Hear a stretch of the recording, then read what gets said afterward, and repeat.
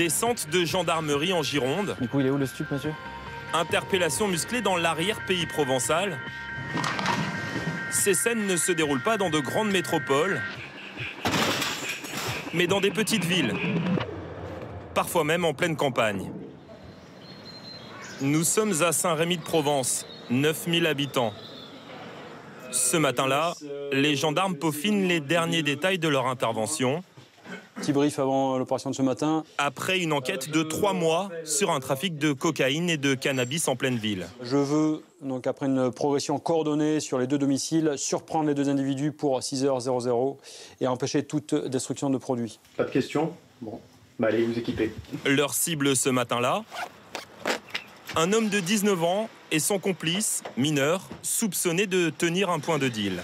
Là, nous partons pour l'interpellation du premier objectif de cette opération, dans une résidence à quelques centaines de mètres du centre-ville de Saint-Rémy-de-Provence. Pour cette intervention, 15 gendarmes, casques, gilets pare-balles et armes au poing. Il ne faut prendre aucun risque, l'homme peut être armé. Ils interviennent ici comme ils le feraient à Marseille ou à Paris, et ça commence par fracturer une porte blindée.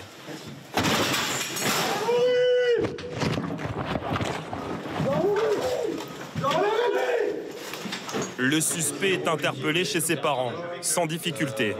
On a mis 2 minutes au total entre la mise en place devant la porte et l'entrée. Donc c'est ce qu'on voulait en fait, c'est la fulgurance dans l'action pour empêcher la destruction de tout produit et surprendre l'individu dans son sommeil. L'homme est placé en garde à vue. Pendant ce temps, enquêteurs et maîtres chiens vont passer l'appartement et les parties communes au peigne fin à la recherche de produits stupéfiants. Au total, durant leur enquête, les gendarmes ont saisi 200 grammes de cocaïne et près d'1 kilo de cannabis, un butin estimé à 15 000 €. Cette opération permet non seulement de mettre fin à un trafic de stupéfiants en interpellant les auteurs principaux, et aussi de calmer, de mettre fin aux nuisances et aux désagréments de la vie quotidienne qui touchaient tous les habitants de cette résidence. C'est dans cette petite résidence HLM, à 3 minutes à pied du centre-ville, qu'a eu lieu l'opération. Rares sont les habitants qui acceptent de témoigner. Ça engendre des nuisances, oui. Comme quoi? Comme tout, ouais. Bon, des bruits de voitures, des mobylettes. Le problème, après, c'est les répercussions que ça engendre. Hein. Donc, c'est-à-dire voilà. On peut s'en prendre aux véhicules, on peut s'en prendre à nous-mêmes aussi. Hein. Donc, qu'est-ce que vous voulez dire? Tout le monde est au courant, tout le monde le sait. Hein.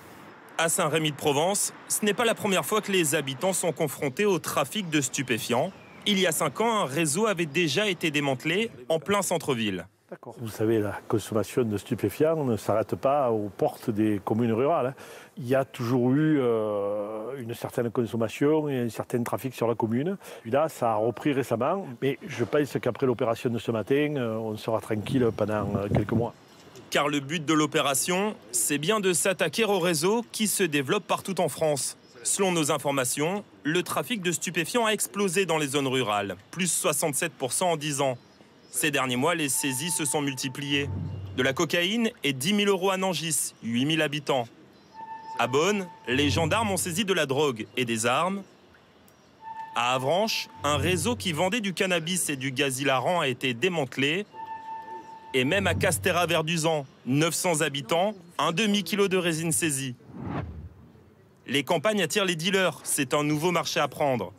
Et les réseaux s'y organisent comme dans les grandes métropoles.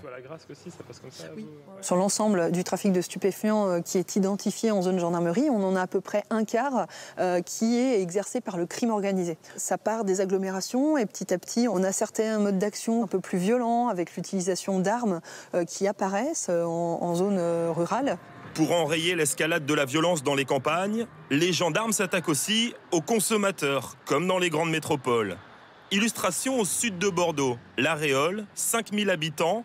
Ici aussi, les riverains sont désarmés face au trafic. Ça commence à 11h, 10h, 11h. Mais alors après, le soir, c'est le bazar. Hein.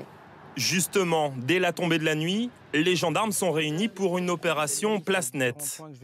On a l'autorisation pour la visite des véhicules et l'inspection visuelle et fouille des bagages. Bien faire attention à tout produit stupéfiant qui peut être dissimulé ou jeté avant notre arrivée. Objectif ce soir, prendre en flagrant délit des consommateurs de drogue dans cette petite ville. On va travailler sur la rue Armand-Caduc principalement.